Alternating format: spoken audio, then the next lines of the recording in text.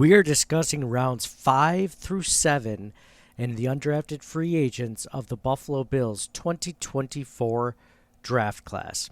To my friend Nate and all the listeners of this podcast, no one circles the wagons than Nate Discate. Circle the wagons, Buffalo. Where else would you rather be than right here, right now? Hey, hey, let's go Buffalo. Hey, hey, let's go Buffalo. The Bills make me wanna shout. Welcome to the Circling the Wagons podcast, a podcast discussing the Bills all year round with interviews, news, recaps, and insightful fan discussion. Most times. Here's your host and lifelong Bills fan, Nate. We talked about Ray Davis. Just so you know, John, Chris Paso gave him a C grade. So he also didn't love it. But let's go on to this is one of the few guys I want to talk about a little bit more because I think it's an interesting thing because I thought it was a need and you kind of poo-pooed it. You didn't poo-poo it, but you're like, they got enough guys. They don't need another guy. Well, they drafted a center. And I thought that they might sneakily do it in like the first or second round, but they did it in the 5th round. Which is plenty late, by the way, to get a center or interior offensive lineman, right? Like that's like the sweet spot, like between like the 3rd and 5th round sometimes, unless you get like a David DeCastro or who's that guy in the Colts that's really good? I can't think of all of a sudden. I don't know. One of those guys, really, really good player.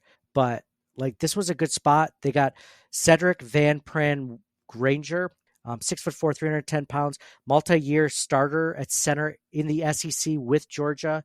I mean, just on paper, for you to get a guy who's been at an elite program like Georgia, starting center there for as long as he has. I mean, there was a stat I was reading that he only gave up 1 sack in 1,400 pass rush or pass blocking snaps.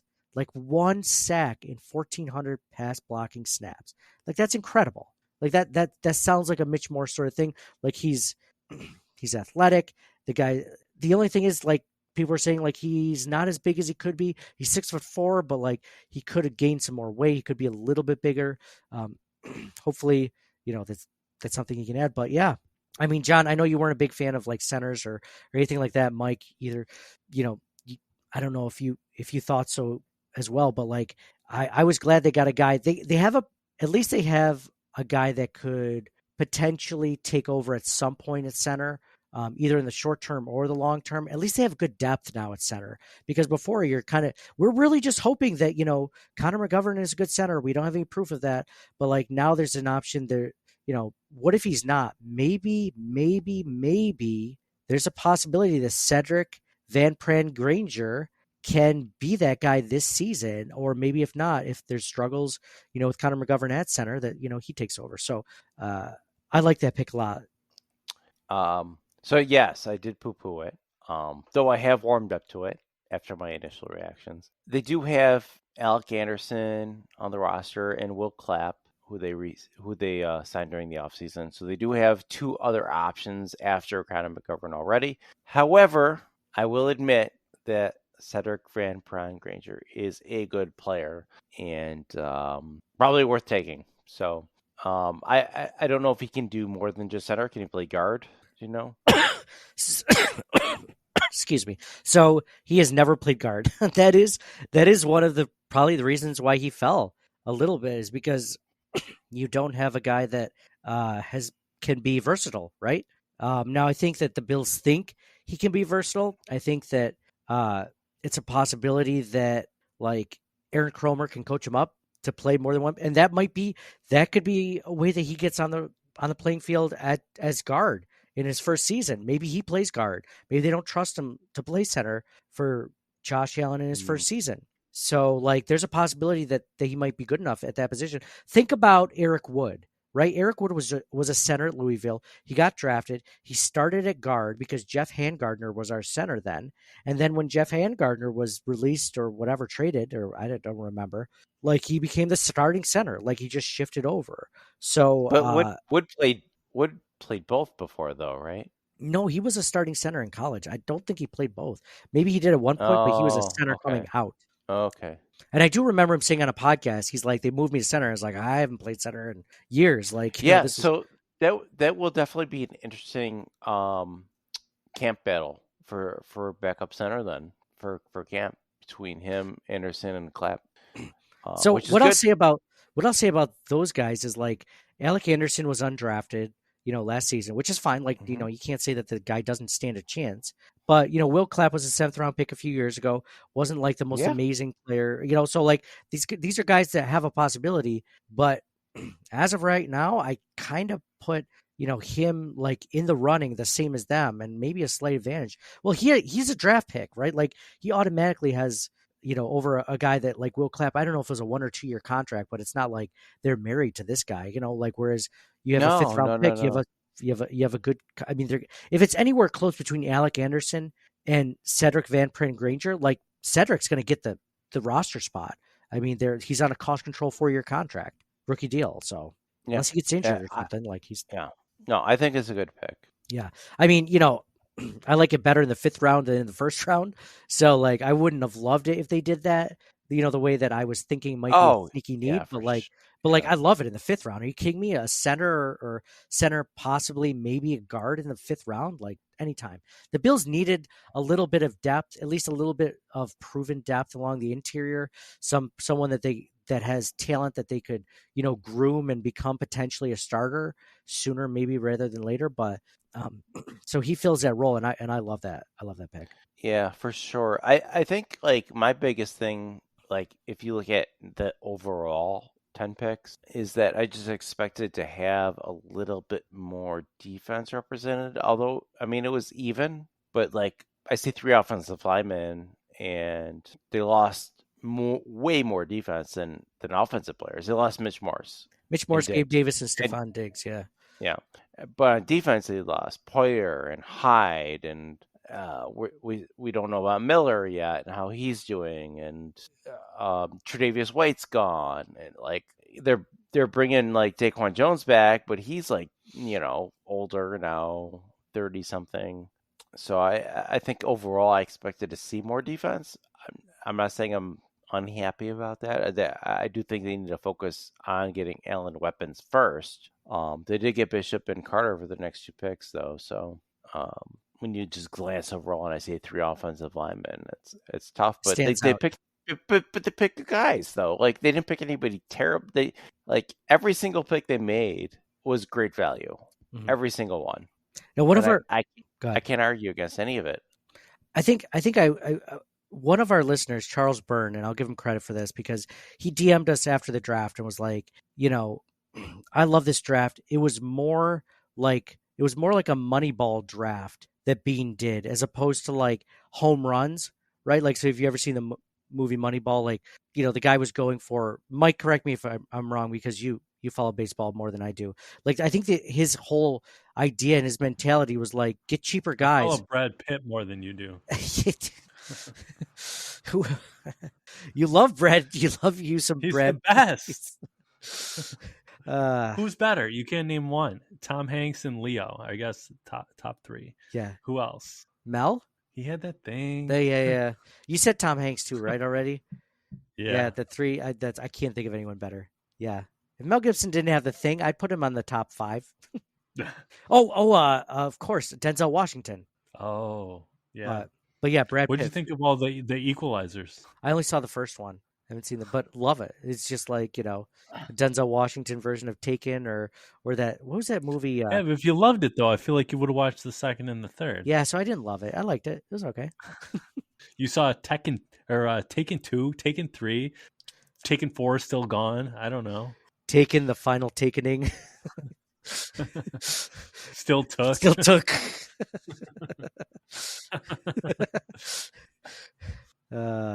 Liam Neeson, he's up there. Yeah, Brad Pitt. Yeah, why did I ask you about Brad Pitt? Moneyball. Oh, Moneyball. Yeah, because like the premise of Brad Pitt in Moneyball, right, is like his big idea is you don't have to replace the player, you just have to replace their production. And his production was like looking at, instead of like the big, like how many home runs does this guy have, right? Like people pay for home runs, but he's just like, on base percentage or something like that, or hitting percentage or something like that. Like it wasn't even batting. It was just like, how many times did you get on base? Like that's all we need you to do is get on base. That's so much more important, and then the rest takes care of itself. And then he would find like those guys and give them cheap deals, and they'd win games because like it was a very simple, at least the way I remember, a simplified version of like statistical. All we need is this one thing. Like, oh, okay, so that's what they did. But like this listener that DM'd me over Twitter was like, Charles was like, yeah, this is why. He's like, and if you look at this, John, it made me think of it when you were talking about, the center out of like Georgia, like none of these picks specifically are just like wow picks. You're like, oh my goodness, like this is what an amazing pick. Like this guy's going to be, an all pro, like Xavier Worthy. Xavier Worthy is a home run pick. It's just like, wow, you got this guy that has the most speed in NFL history on your team. Like he could be amazing. Of course, along with that is the high, the low floor, right? Like high ceiling, low floor with a guy like Xavier Worthy. Like Brett Bean went it the opposite way where like he got like a lot of high floor guys, it feels like, and this is another one of those picks. So, like I'm more risk averse myself in a lot of things. So I love that sort of line of thinking as far as draft picks go. There's not a lot of these guys that have a ton of injury history either. So that's a positive. So yeah, just an overarching theme. So credit to Charles for bringing that one and making us think about Moneyball and how attractive Brad Pitt is. Brad Pitt is. So dude, I'm 100%, at least as far as I know, 100% heterosexual. Brad Pitt, man, though, like he's a good looking guy. I can absolutely admit that like he's I mean, it's very widely known, but like, yeah, good looking dude. Troy, right? That was peak. Troy. Oh man, peak Brad Pitt. Oh man, for sure. Man, come to think of it, that was probably around peak Nate time too. And he's like 20 years older than me, right? Like peak Brad Pitt time was like 45. Nate was 25. Yeah. Peak Nate. Nate might have been like 17. Peak Nate never looked like peak Brad Pitt. But I also didn't have, a trainer. When Brad Pitt's taking a dirt nap and in the ground for 3 years, he's still going to look better than peak Nate.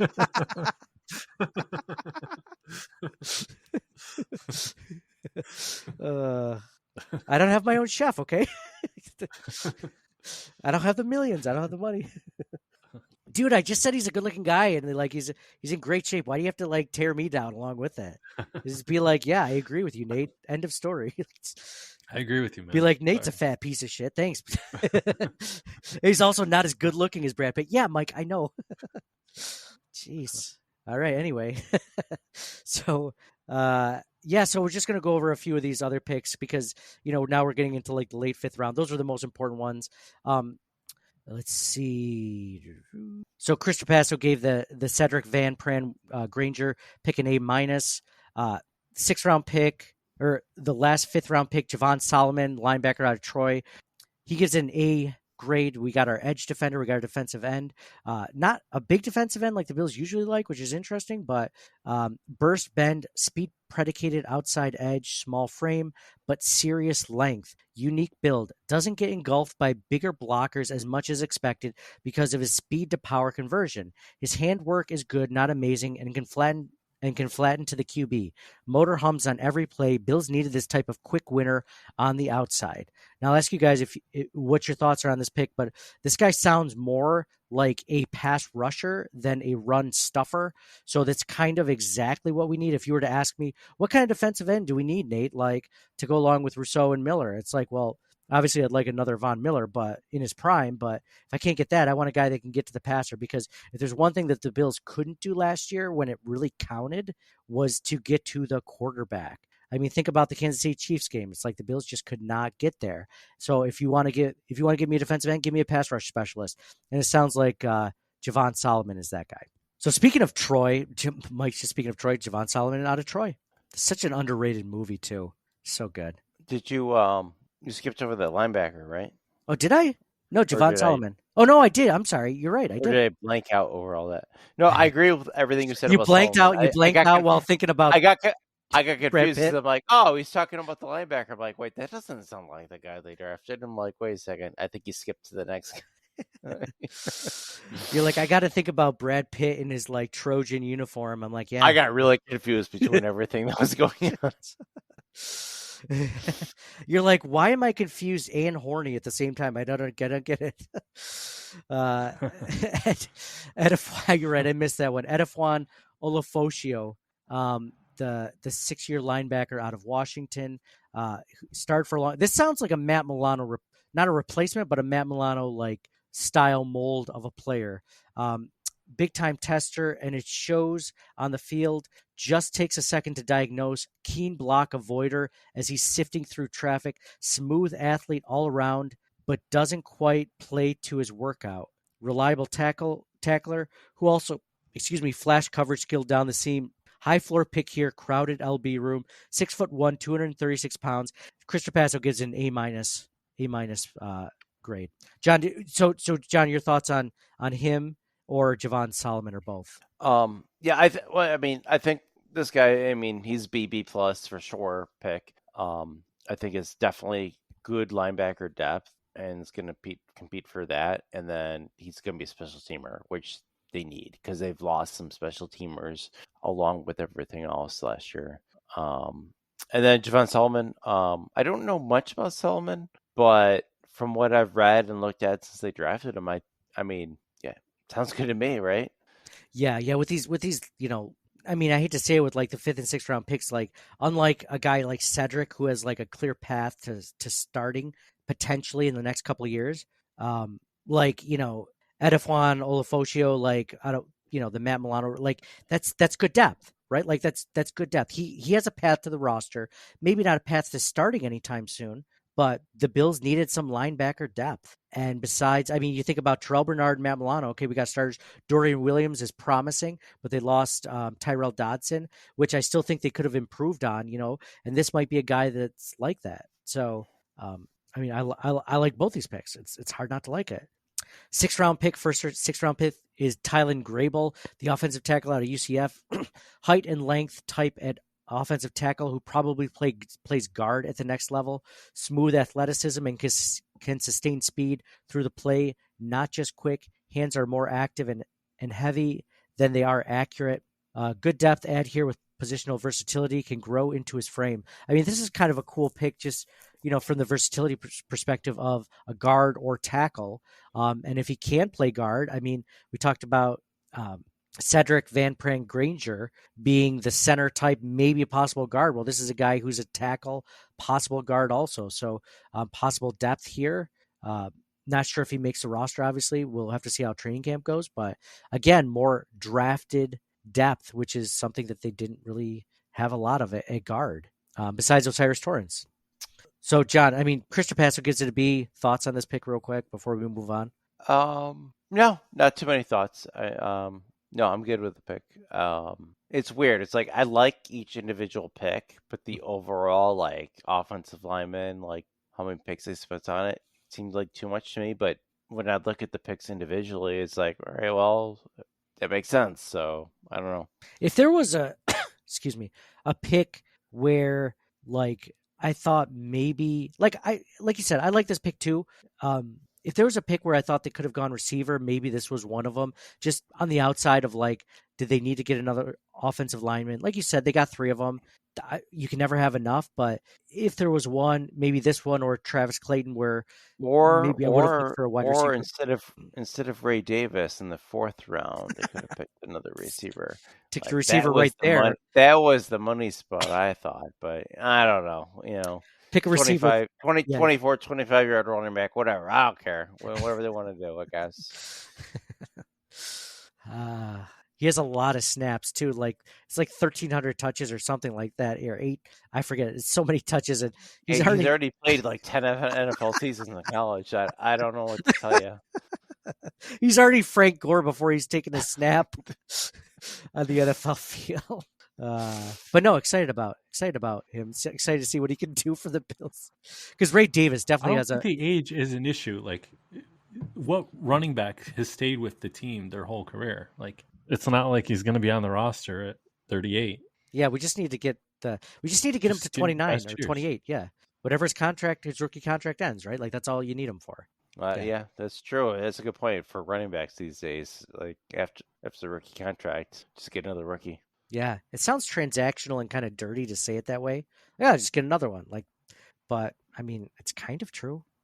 Next pick, the last 6th-round pick for the Bills, Daequan Hardy, the cornerback out of Penn State. So they did end up getting a cornerback here, 5'9", 178 pounds, so not a big guy, obviously, but the case for the most sudden twitch-up athlete at cornerback in the class. Super speedy too, plus recovery talent, explosiveness in every moment, not always sticking coverage, but does have high-caliber reps. Check Ohio State game. Erratic tackling and hard to get off blockers because of his size, chippy and trying to make plays on screens. I mean, this maybe it's possible maybe even like a backup for, Taron Johnson or something like that, or just more cornerback depth, right? Like that's all good. No one's upset about that stuff. So I like this pick. Can't have enough corners. And I read somewhere that you could maybe punt return, something like that. So that's always a good thing for these later round picks. Oh yeah. So Daequan Hardy, Chris Trapasso gives it an A- pick, and then you have Travis Clayton, the last pick of the draft for the Buffalo Bills, 7th-round pick. Travis Clayton out of England, 6'7", 300 pounds with 35-inch arms and sub-5 40-yard dash. This is a ridiculous athlete who is new to football from London. So I mean, John, if you have a choice in the 7th round of picking like a really good athlete who just needs more refining, because at this 7th round, you're not going to find an amazing athlete and a guy who has like 4 years of experience in the SEC, right? Like that doesn't, like those guys go in the 1st round. That's just the reality of like any position where a guy can do that. But if you're talking like a guy who has, 4 years in the SEC, but like underperformed a lot of the time, or a guy who has crazy athletic talent, but has little experience, I mean, I feel like Travis kind of fits that mold, and Brandon Beane loves taking these really athletic guys that, that they think they can coach up. Yeah. I mean, could you taken somebody else and just taken him undrafted? Probably. I mean, so I've been harping on this offensive lineman thing. They have 12 on the roster. They drafted 3. They have 3 undrafted free agents. So they're up to 12 plus 18 offensive linemen now. They're probably going to have 10 when the season starts. So he's not going to make the roster. If he's lucky, he makes the practice. Like, I don't know. It just seems like a lot. It does. I get that. Like I said earlier, like you have enough corners. You also can't have enough offensive linemen. I get it. But it just seems like a lot. Well, John, he's practice squad. This guy's not making the roster. Almost assuredly, he's not making the 53-man roster when cuts come down in September.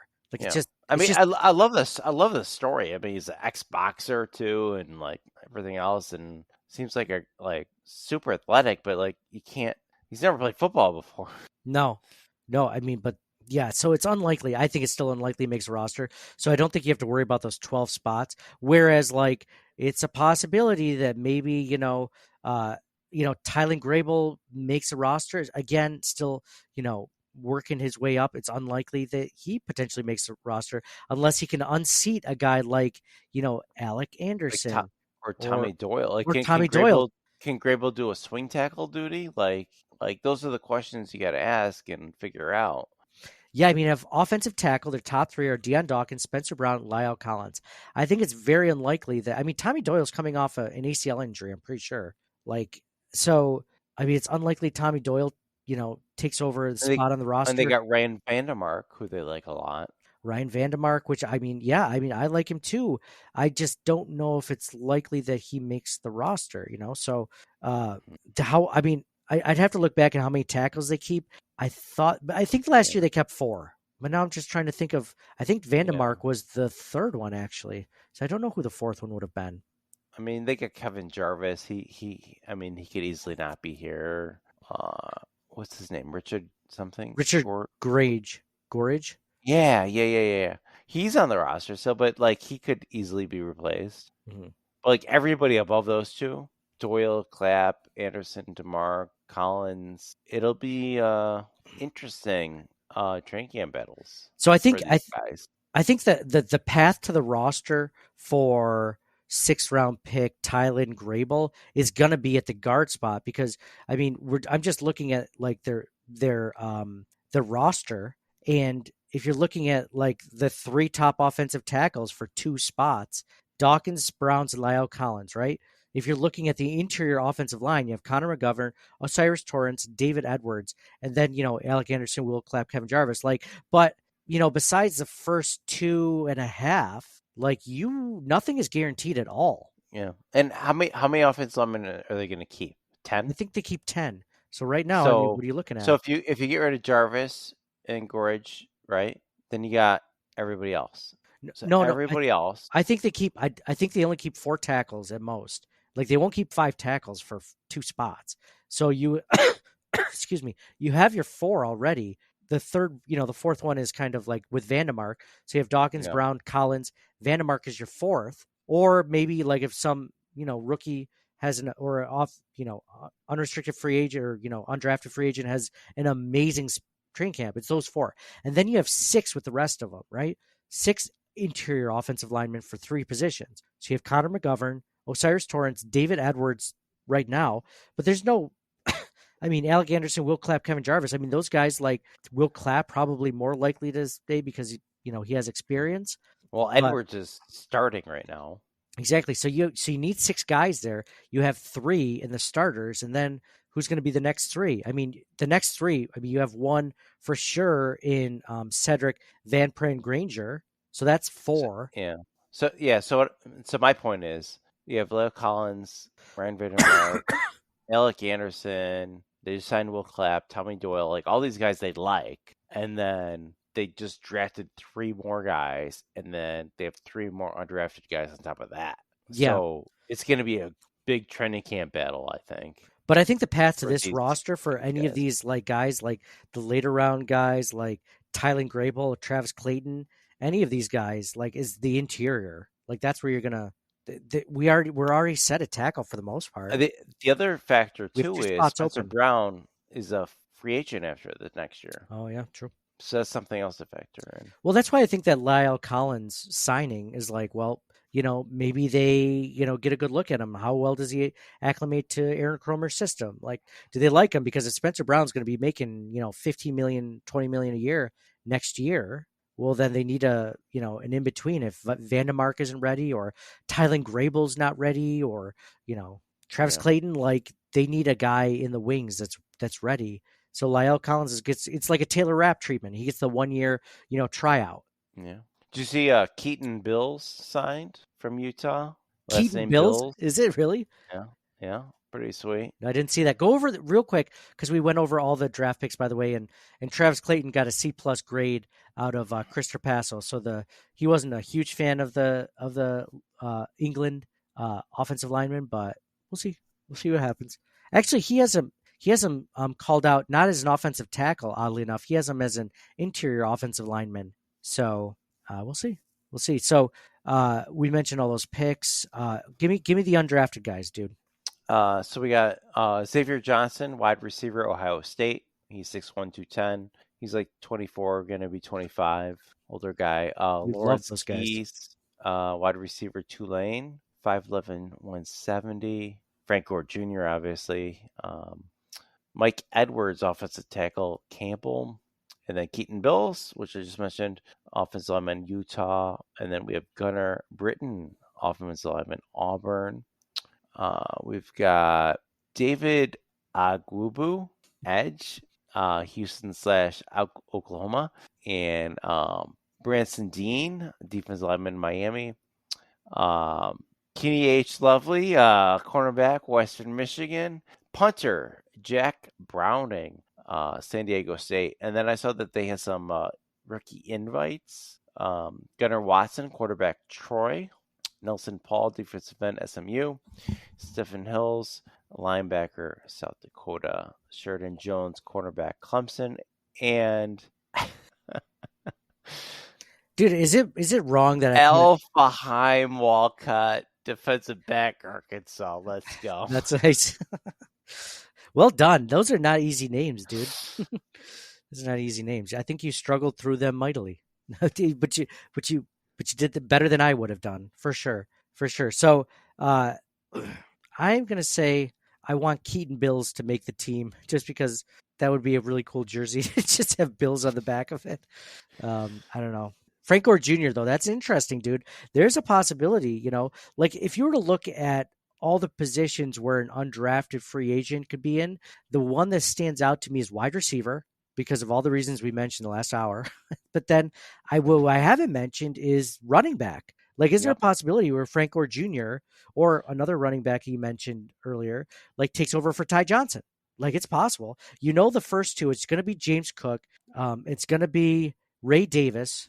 Those are for sure roster locks, right? Like there's no way they're drafting a 4th round running back and cutting him. Like it's not going to happen. He is going to be on the roster. Now it's a matter of, is it Ty Johnson versus undrafted free agent? Like there's a path to the 53-man roster, especially if that player happens to have, special teams abilities. Yeah, and the other thing we got to think about is kick returner, because the kick returns are going to be vastly different this year. And I don't see anybody that they've drafted or made a move for that might fit that bill yet. I don't know how they're thinking they're going to do that, but that's a concern. You know who used to do punt returns in college that they just drafted? That corner? Possibly that corner. Possibly, but Keon Coleman. Keon Coleman was their punt returner. Oh, yeah. I saw that he did returns, but I immediately dismiss it, because if he's going to be your number one receiver, you don't want to waste him on doing that at the same time. Well, Antonio Brown did it. Remember, he was one of the best receivers in the NFL, and he would return punts. You're like, why? Why would you do that? Mold return kicks his rookie year. Like, I know guys do it, but this is a dire need for the Bills to be starting at receiver immediately. So I don't want to even make him think about returning kicks if that's going to be his primary thing. We're going to do, some episodes leading up to training camp. And I think we should come up with like top 10, right? Like top 10, questions going into training camp, like each week. And one of those questions should be, who's going to be the kick returner or punt returner on the Bills? And I think by then we'll have a good idea of these players, especially these undrafted and rookie guys, where they could fit in. Because, you mentioned the fact that it's possible that Daequan Hardy, the cornerback out of Penn State, could be that guy. And, that would be perfect because, that he is not going to be a starter on this team. I think it's a possibility. It's a possibility he makes a roster for sure, but he's not going to be a starter. So that's who you want, your backup cornerback as your punt returner, kick returner. Like that's ideal, right? Like if you can't get a running back to do it, we don't have a wide receiver on the roster that can necessarily do it. I remember Khalil Shakir, was given an option. He just never really took it and ran with it. Like Bills just haven't gotten that point. That could lead to like the 3rd or 4th running back or whoever. I mean, I didn't even mention Darrington Evans. I don't know if he ever got a chance to return punts or kicks, but if he was trying to make the roster, like that would be a chance for him to do that. So yeah, cool. Well, this was a lot of fun talking about the Bills draft. I mean, there's a lot of new faces. I mean, I feel good. Of course, every team feels good because they just got a bunch of new players. And as far as they know, like the sky's the limit. This is the year. So I'm excited, man. I'm excited. So this is a lot of fun. Thank you guys all for listening. I humbly ask you guys to rate, download, subscribe to the podcast. We love doing this, and it's a lot of fun to do this. We're looking for different ways to interact with fans, maybe doing some sort of group chat method, like or a subscription over an Instagram so we can share stuff with each other, or like a Slack channel or a Patreon or something to get better, engagement with all the folks that are listening to us week in and week out. So appreciate that for sure. Thank you guys all for listening. John, any final thoughts on the draft before we end this long recap over everything we discussed? I love you. No, if there's one takeaway I can get from this draft, besides the fact that I really like it and I give it a B+, is that I love you, John. You're my A draft pick. That's my grade for you. You're A. Oh shucks. So yeah. Geez, it sounds funny because I just mentioned how I'm heterosexual, but all these feelings I'm having for Brad Pitt and my love for you, just don't. Let's keep this. Let's just hope my wife doesn't hear this one. So, yeah. So thank you guys all for listening. Appreciate everything. John, by the way, when I said you were an A grade of a draft pick, that was your chance to be like, You're at A. And Oh yeah, Michael. C plus for sure. C plus C for sure. plus. C plus. That's horse shit. I take back my A grade. Nope, you already said it. Can't take it back.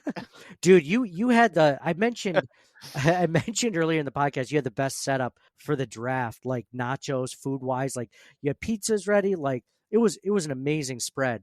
I didn't mention the fact that you also did a really cool thing again, which you've made like a tradition, which is probably one of my favorite traditions of almost anything I do, coming back to think about it. But like we did, you got the boxes of like 1990s, football cards from when we were kids. Like when we were kids, like, football cards were big and huge. And, I still have binders down here in the basement of, the cards that I had. The last, is it 3 years now that you've like gotten the boxes of like these 1990 or 91 pro sets or Upper Deck or Fleer, like each year it's a different set and you get them all for us and we open the cards while we're watching the draft. And it's like, it's such a cool tradition. So that was a lot of fun, man. Thanks for doing that.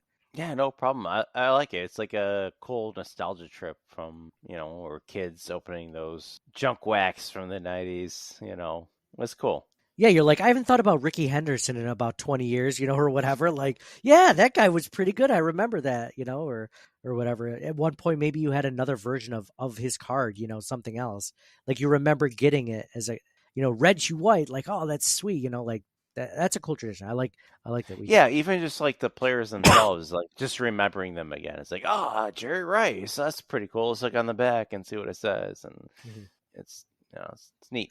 Oh yeah, and that doesn't even include like the Bills players you get, like that's like a bonus within a bonus, like it's cool getting like those players like the Barry Sanders or everyone that you remember. When you get a Thurman Thomas or a Jim Kelly, like it's amazing. Yeah, or you get that Carlton Bailey, and it's like nobody's gonna remember this, but I remember Carlton Bailey. Oh, I remember. Yeah, I remember the AFC Championship game. His big play. Oh yeah. Mm-hmm. Oh yeah. So cool, man. Thank you guys all for listening. It's been a really fun, all the off season that we've been doing as a podcast leading up to the draft. And now it's just kind of like, all right, well, now we're leading into, rookie mini camps and training camp in July. It's like, this is kind of accumulation from everything leading up to the week after the Bills lost the playoffs till now. So it was kind of cool. I think we did, John, as a group, including Mike, but you and I did a great job of breaking down the positional needs. And of course I think we did a great job because it's exactly how, Brandon Beane addressed those needs in the draft. So I'm going to love it, of course. But yeah, definitely an analytical approach. It was fun to see it kind of come to fruition, or talk about drafting free agents and all these holes on the roster and where they could fill them. And yeah, this has been a lot of fun. Thank you guys all for listening. Signing off for John. Go Bills! Are we gonna get our Super Bowl tickets now, or should we wait a little bit? I can't afford the Super Bowl tickets, man. Would you actually go to the Bills Super Bowl? Because it would be expensive as hell no matter what. So there's only one of two options. Like, what was it, like $75 a ticket, right? For Super Bowl tickets? Yeah. Yes. And I mean, plus the airline and hotel and stuff, right? The tickets. That's not how it works. It's not 75 across the board. I think it's a little bit more than that now. I think you're thinking of 1991 prices.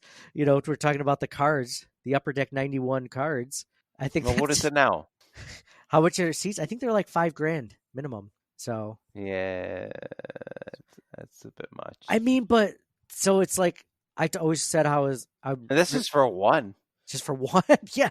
Doesn't include like the overinflated hotel prices and everything. It doesn't include a ticket for my wife. Well, she's not going. You're like, sorry, I can't afford for you to go to. This life-changing experience will be for myself only. Daddy, can I go? No, sorry. It's either this or college. It's like you would appreciate this. You'd take your children and they'd be like, when is it I'm over? Hungry. Is it over yet? You would get that on the flight to wherever it is. I know. Why did I do this? Why did I spend $20,000 for these seats? So it would be the most, if the Bills went to the Super Bowl and you bought tickets, it had one of two outcomes. It would be the most amazing thing ever and worth every penny because you saw the Bills win their first Super Bowl, like in person. Like, so it's like literally a bucket list, like you had an amazing life as a human being almost, like you sold me. You just sold me. I'm doing it. Let's go. It almost Let's go doesn't right get it besides like getting married and having children, like it doesn't get any better than that, right? Like, obviously. It hasn't. Yeah. And those other, whatever you just said.